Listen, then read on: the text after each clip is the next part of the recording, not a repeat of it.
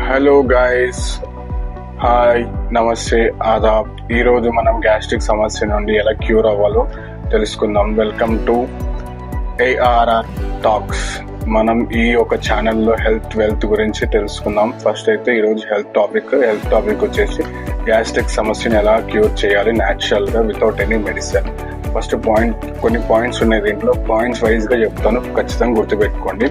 మీరు ఖచ్చితంగా మార్నింగ్ 7 కానీ 6 కానీ లేచేటట్టు ప్లాన్ చేసుకోండి. 7కి లేస్తే మాత్రం 7 కానీ 6 కానీ లేస్తే ఒక్క 15 మినిట్స్ మీ ఇంటి చుట్టుపక్కల 15 మినిట్స్ ఖచ్చితంగా వాకింగ్ చేయండి. 15 మినిట్స్ ఎక్కువద్దు.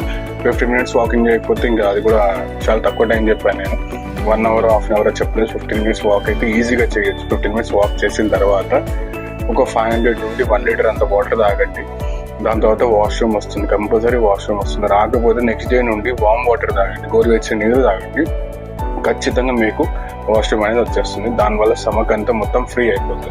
అది పాయింట్. నెక్స్ట్ పాయింట్ వచ్చేసి మీరు మీ బ్రేక్ఫాస్ట్ ని 8:30 to 9:30 మధ్యలో ఫినిష్ చేసుకొని, దట్టు ఓన్లీ ఇడ్లీ లేదా ఆయిల్లెస్ దోశ, అది కూడా వితౌట్ మసాలా దోశ, ఆనియన్ దోశ. దోశ అంటే మళ్ళీ ఆ దోశ లేదు కదా, only plain dosa without oil.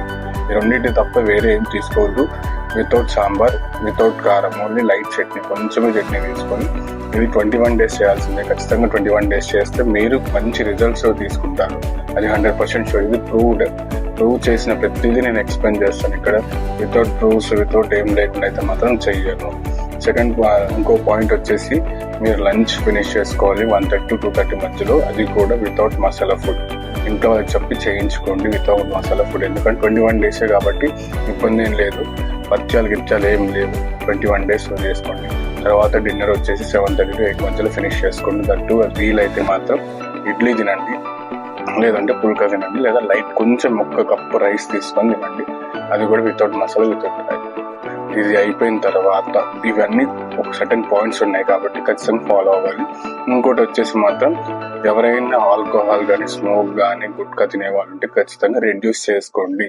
Reduce చేయండి. ఆల్ ఆఫ్ సడన్ మానేయమంటే మానలేదు కాబట్టి రెడ్యూస్ చేస్తేనే మీకు ఈ పాయింట్స్ అన్నిటి కలుపుతుంది. మీ యొక్క గ్యాస్ట్రిక్ సమస్య అనేది కంప్లీట్ గా దూరం అయిపోతుంది. లేదంటే అవ్వదు, 100% అవ్వదు.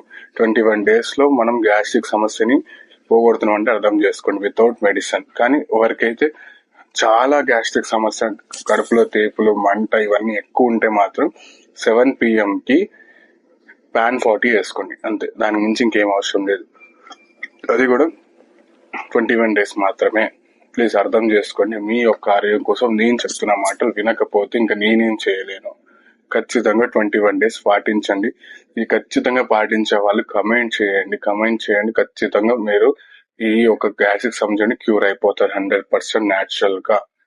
ఇంకా వీలైతే ఆ స్నానం చేసుకున్నాక 5 minutes మీకు నచ్చిన దేవుడు, ఏ రిలీజియన్ అయినా సరే, హిందూ, ముస్లిం, క్రిస్టియన్, ఏ రిలీజియన్ అయినా సరే, మీ 5 minutes మీ యొక్క దేవునికి ప్రే చేయండి, నా గ్యాస్ట్రిక్ సమస్య పోవాలని. ఆ దేవుడి దయ వల్ల కొంచెం మనం క్యూర్ అయ్యే ఛాన్సెస్ ఎక్కువ ఉంటాయి.